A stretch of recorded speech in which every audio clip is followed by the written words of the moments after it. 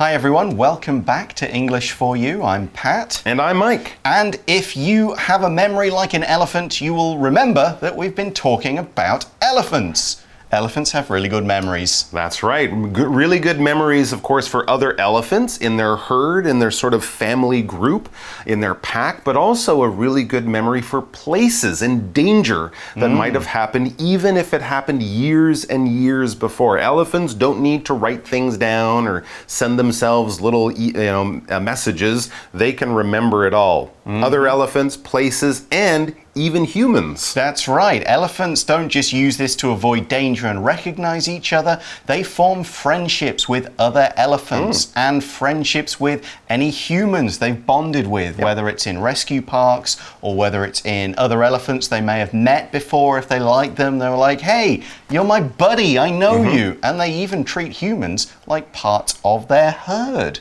We saw one story about a mother elephant. She took her baby to the keepers who'd raised her and let them take it for walks. Like, hey, this is my kid, meet my kid, do stuff with my kid. All right, so we already know that elephants are like humans. They form deep relationships that last a whole lifetime. They have good memories. They like to bond with others. But today, we're going to be learning about some other parts of the elephant's personality. Good things, bad things, but a lot of things that even as humans, we can probably relate to. So it should be very interesting. And we'll learn that elephants are a lot more than just big animals. Reading. The elephant's memory, a key to survival and making friends. Elephants' personalities share similarities with our own. They not only remember facts, but they develop feelings and emotions over long periods of time. Unfortunately, this quality also makes it possible for elephants to experience post-traumatic stress disorder, also called Ptsd. Humans develop Ptsd when we experience violence or a near loss of life. Waking up in a burning house or surviving a plane crash, for instance, can create emotional memories. They can change our personalities for years or even a lifetime. This happens to elephants when they lose their parents to hunting. Often these animals are shot and killed in front of their children's eyes. Another source of Ptsd is when their forest habitats are cut down to make room for more people. Traumatized elephants become violent and friendless, and will often kill herds of other animals for no reason. This is why it's necessary to protect elephants and their habitats. Hundreds of these beautiful creatures are hunted each day for their valuable ivory tusks.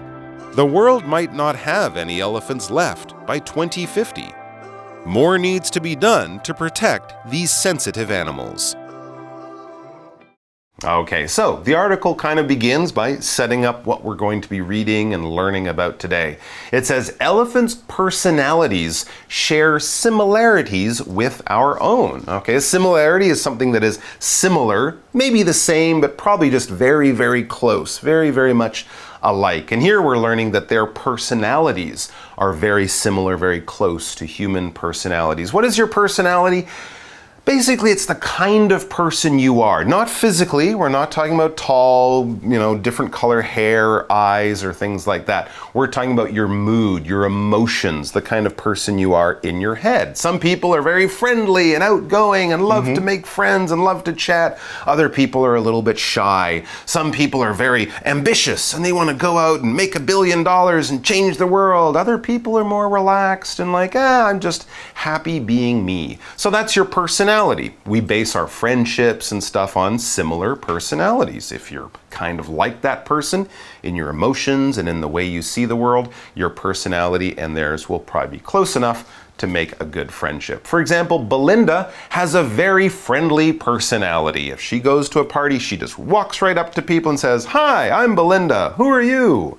very outgoing and friendly. Yep, and as Mike said, if there's a similarity between two things, there's a lot of the sameness. They're not exactly 100% the same. Similarity is the noun form of similar. We often say these two things are similar. They're very close. Similarity is the noun form. Here's a good example sentence. There are a lot of similarities between German and Austrian food. They're they're next to each other in Europe. They have kind of the same kind of countryside, a few more mountains in Austria, a few more forests in Germany. But because of where they are and their cultural shared background, the food is quite similar. Not 100%, but maybe 70-80. Meat and potatoes. Yep, sausages. That's about it. All right, back to the article. They, elephants, they not only remember facts, that's what we learned about yesterday, they not only remember facts, but they develop feelings and emotions over long periods of time. Exactly like people do. Exactly. Unfortunately, the article says, this quality also makes it possible for elephants to experience post-traumatic stress disorder, also called PTSD. So we've got a lot of words to sort of think about there. Let's hope you process them. A traumatic experience is one that causes trauma. Trauma is a deeply disturbing and distressing experience. So if something traumatic happens, something horrible has happened, it's distressed you a lot, it's disturbed you, it's kind of left you a bit of a scar in your mind that makes you sort of remember that thing and always like be a bit afraid or want to avoid that thing. So post means after. So post-traumatic means after a terrible event like this. We often talk about soldiers who've been in a war having PTSD, post-traumatic stress disorder. They can't really forget what they've seen, what they've done, what they've experienced, and it always affects them for many, many years afterwards. Sure, or someone who was in a terrible car crash that almost killed them. For the rest of their lives, they might always feel uncomfortable being in that car. It's that memory of that terrible event that they just can't shake. But it is common because that event was so terrible. So yeah, we're still talking about post-traumatic stress disorder. Remember PTSD. Those 4 letters should be enough for you to remember because most people know what this is. The last letter there, the D, post-traumatic stress disorder, is the next word we have. This is a noun. It's kind of a medical term that doctors would use or you might read in science magazines or something like that. A disorder is basically just a problem. Something is out of order. Something isn't working very well or working properly. It could be almost anything. It could be a problem in your mind with your feelings, like PTSD, or it could be pretty much anything. Often when doctors don't have a name for the disease because it's new or they can't quite figure out, they'll say this is a new disorder, a strange disorder, or an unknown disorder, because they're not sure if it's a disease, if it's a virus, if it's a bacteria, if it's all in your mind. So disorder is just sort of a way of saying something is wrong here, but we're not quite ready to put an exact name on it. But certainly there is a problem. For example, the doctors couldn't explain the man's strange medical disorder. They'd just never seen this before. So let's kind of give you another example of PTSD to help you understand what the elephants are going through. We'll talk about people. The article says humans develop PTSD when we experience violence or a near loss of life. We talked about soldiers, we talked about car crashes, that kind of thing. And all of those kind of experiences have violence. Violence is the noun form of violent. Violence means it's got a lot of physical, it's kind of nasty. People get hurt. Yes. An attack, that's violence. If there's a fight there, you're watching violence. You know, if a bunch of sports players kind of get into it, that is violence. War, fighting, all of those things, they are violence. And our example sentence has got another example of a place where you'll see violence. I will watch that action movie as long as there isn't too much violence in it. So too much fighting, shooting, killing, and all the rest. I don't want to see heads being cut off and arms broken. That kind of violence is a little too much. And of course, in the real world, also in movie stories, but more of the bigger problem is in the real world, that violence often leads to loss of life. This phrase basically means people die. There is death involved. It's a term we might use when we're writing or when we're reading a news story. You know, there was a car crash and there was a large loss of life. A lot of people were killed or died in that thing. It doesn't mean people were just hurt and went to the hospital. It does definitely mean that unfortunately people died, which is why violence is a bad thing, because dying is not a good thing. Yep, and so here are some more examples of how PTSD kind of affects us. Oh, okay. The article says waking up in a burning house or surviving a plane crash, for instance, can create emotional memories. Scary events. Yeah, so memories are things we remember, but emotional memories are things that we remember the emotion we felt at that time, and we feel that emotion again and again. We remember it. That's right, even years later, and that's kind of what we learned. They can change these terrible events. They can change our personalities for years or even a lifetime. People who've gone through something truly terrifying, truly horrible, they can find it hard to shake. It can affect their lives in small or big ways, but it can also affect their lives for a very, very, very long time. So if something like that has happened to you, we would suggest you go and get some help, find someone to talk to about it, get some advice, because you don't want it to kind of hold you down forever. Right, and of course, let's get it back to the subject of our article. It's not just humans. Right. We see elephants can experience this. We see this happens to elephants when they lose their parents to hunting. Well, it's like someone came and just killed their parents. Right. That would upset anyone. Yeah. Exactly. Yeah, okay. So that last sentence included the phrasal verb lose somebody to something. Now this explains and describes the cause of someone's death. But it's not your death, it's not the subject's death, it's talking about who the person has lost, another person that they know in their family often who has died. So for example, if you lose someone to cancer, this person in your life has died because of cancer. If you lose someone to a car crash, it's a car crash that killed a person you know and love. And here we're talking about elephants' parents. They've been lost to hunting, so hunters killed their parents. So our next sentence really kind of explains how this could happen and why it would affect the elephants. Exactly. It might take a little bit of imagination, but imagine being that baby elephant, that young elephant. Often these animals are shot and killed in front of their children's eyes. Now, to us, that might be just a guy hunting animals in Africa or something like that, but to the younger elephants, it's basically murder. It would be like someone coming into your house while you're sitting there and killing your mom or dad. I mean, that would upset anyone. That's a terrible, terrible thing. Right. And thinking about it that way gives us a better idea of why things like hunting are so unnecessary and so damaging. Exactly. Now here's another way elephants can be affected. The article says another source of PTSD is when their elephants' forest habitats are cut down to make room for more people. So a habitat is the place where an animal or another creature lives. It's where they get food, it's where they make babies, it's where they are usually found, and all of that sort of thing.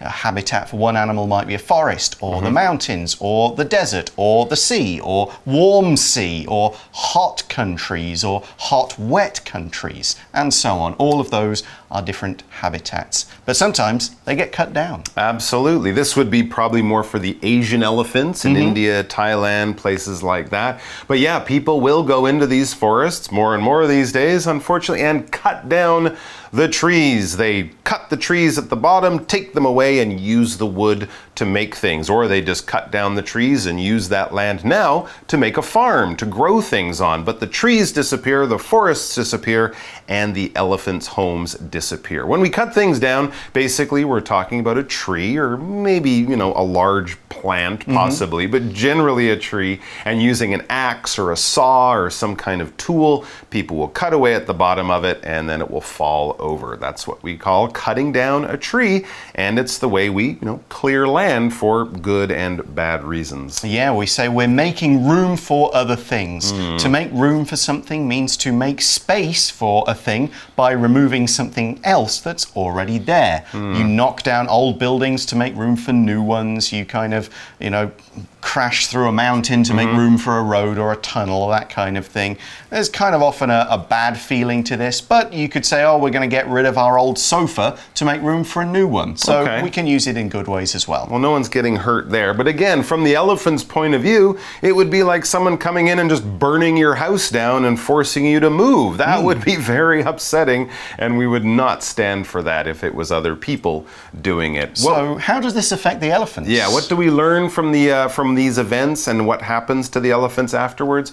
Traumatized elephants become violent and friendless and will often kill herds of other animals for no reason. In the same way, if you were a kid and people did terrible things and your family was taken away from you, you would feel traumatized, all right? This adjective traumatized is related to trauma, remember? Ptsd, the T is trauma, some terrible emotional experience. If you've gone through that, if you are damaged in that way, if you have those bad memories in your mind, you have been traumatized. It might have been last year, it might have been many years ago, but it's like a permanent injury sort of to your emotions, to your feelings, to your mind. Yeah, and so these elephants who are traumatized, they start attacking and killing maybe other elephants, other animals, for no reason.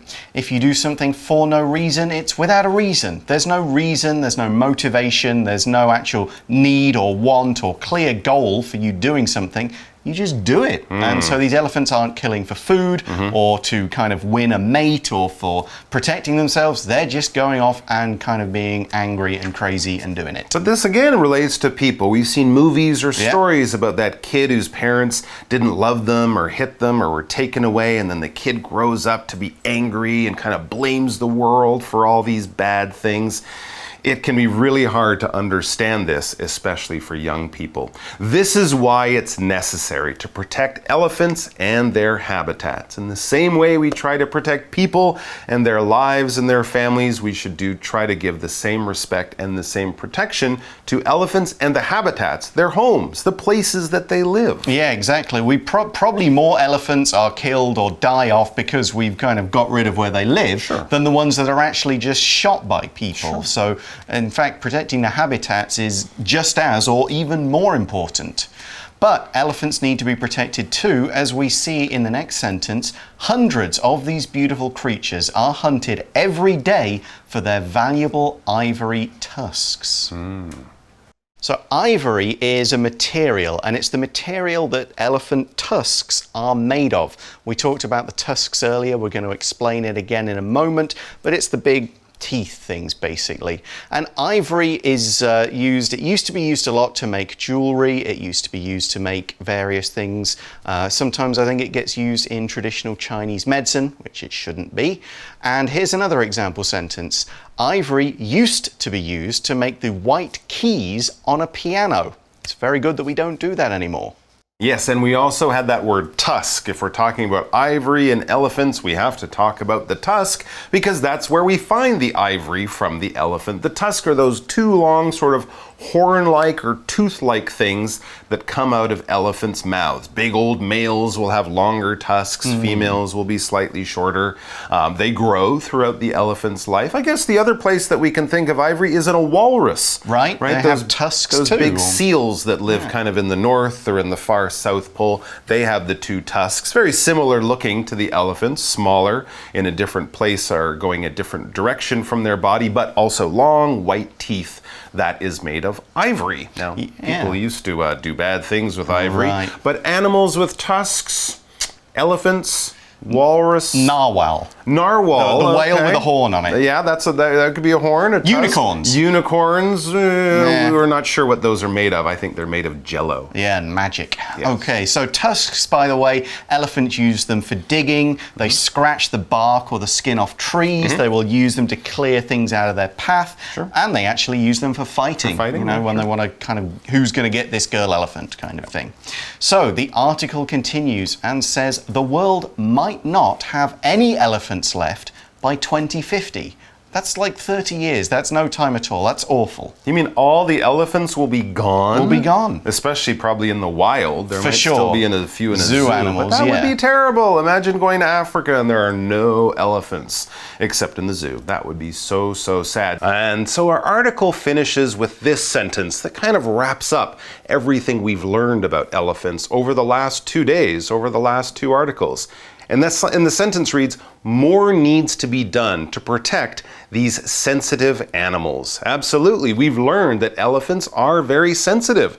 They're able to understand other animals' feelings and their problems. We could also say that their feelings can be easily hurt, but here we're kind of talking about how they have a lot of intelligence in their feelings, in their emotions. If you're a sensitive person, you might be able to tell that your friend is upset or unhappy or something's going on without them actually saying it, because it's like your emotional radar, your emotional senses are much more heightened. All right, so if someone's very sensitive in that way, they could probably be a kind person who's always making sure that the people around them are happy, and if they're not, they'll probably notice. Like Mia in our example sentence. Mia is sensitive to what her friends need, and she provides help before they ask for it. If you're unhappy, Mia will know, and she'll probably go over and give you a hug or something to make you feel better, because she's sensitive.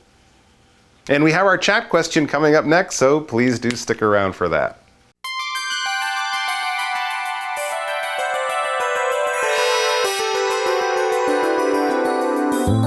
For you chat. So today's question is, what actions do you think can be taken to stop elephants from being killed? Wow, that is a really good but really difficult question. It's tough. People have been kind of like really trying at it, but it doesn't seem to completely stop, particularly hunters. Absolutely. Poachers, we call them. Absolutely, yeah, because, elephants are big wild animals too. And I mean, I've heard stories also about, just innocent farmers there in Africa. The elephants come in and crush all their crops and can kill people too. So keeping the elephants and the humans who live near them happy, that's the big challenge. But I think one of the best things would be education, right? Showing people who live near the elephants that these are things you can and can't do to avoid conflict with the elephants, but also show them that protecting elephants can lead to more money for their area by bringing in tourists and stuff like that. Yeah, I think they just need to spend a lot more on these like rescue parks and areas to really keep out the illegal hunt. It's not legal to go and kill these elephants, usually. You've got to stop the people who go and do it illegally, whether it's using more soldiers to guard them, whether it's using more technology to sort of watch those areas. And also you kind of got to cut the source off. People kill elephants because other people are buying the ivory. You've really got to stop that side of things, so there's no reason to kill the elephants in the first place. Absolutely. One of the things I think they've been successful doing is paying the people who used to hunt the elephants to now protect the elephants. Yeah, so they've got no reason, they've got no money to kind of motivate them because they're getting plenty of money from just working to look after these creatures. But it is a complicated problem in many different parts of the world. Right. So that's all the time we have for today. Thanks for watching us for English for You. I'm Pat. And I'm Mike. Talk to you again soon. Bye-bye. Bye-bye. The elephant's memory, a key to survival and making friends. Elephants' personalities share similarities with our own. They not only remember facts, but they develop feelings and emotions over long periods of time. Unfortunately, this quality also makes it possible for elephants to experience post-traumatic stress disorder, also called PTSD. Humans develop PTSD when we experience violence or a near loss of life.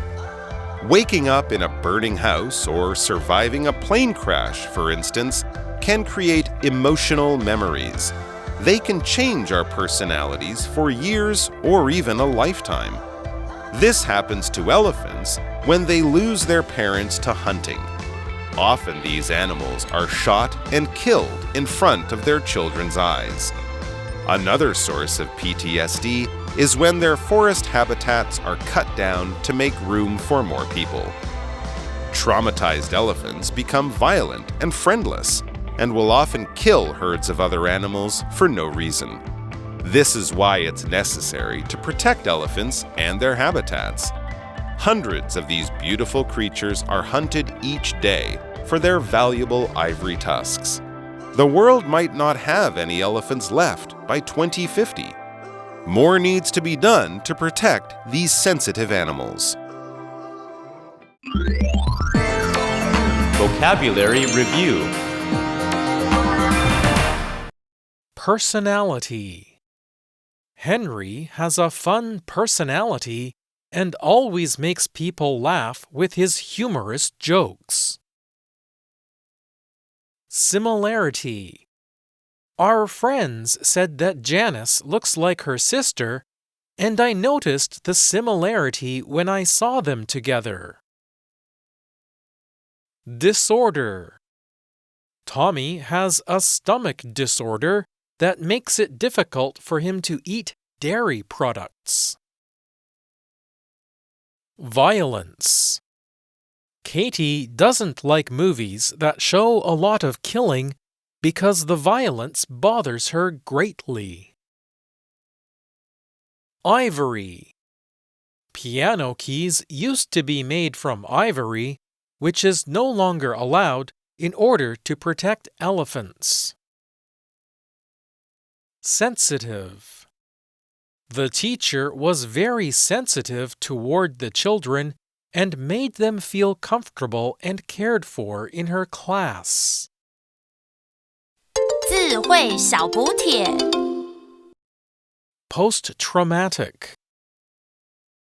Habitat. Traumatized. Tusk.